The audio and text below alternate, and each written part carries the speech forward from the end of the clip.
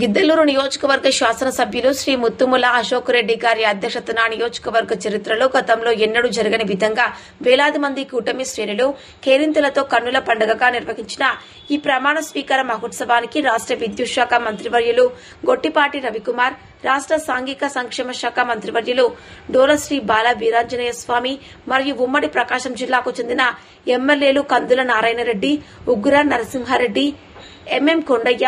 ఎర్రకొండపాలెం TDP in charge Erixion బాబు,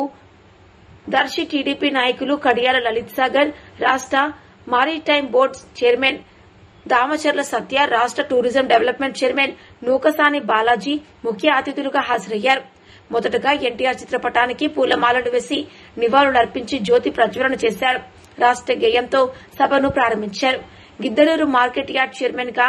బయలడుగు బాలయ్య యాదవ్, కంబం market yard chairman గా పూనూరు భూపాల్ రెడ్డి మరియు vice చైర్మన్లు, డైరెక్టర్లతో ఎమ్మెల్యే అశోక్ రెడ్డి ప్రమాణ స్వీకారం చేయించారు. ఆంధ్రప్రదేశ్ ప్రభుత్వ ఉత్తర్వులు జీఓఆర్టీ నంబర్ 577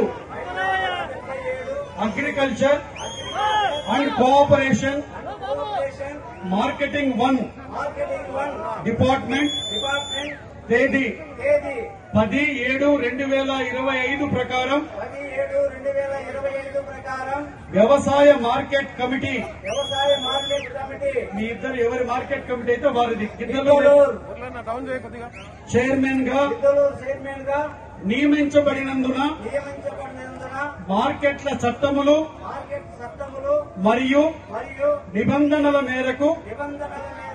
నాకు సంక్రమించిన అధికారములకు లోబడి ఎటువంటి బంధుప్రీతి కాని రాగద్వేషాలు కాని లేకుండా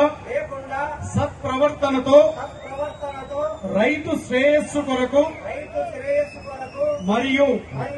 మార్కెట్ కమిటీ అభివృద్ధికి నా సాయశక్తులా కృషి చేస్తానని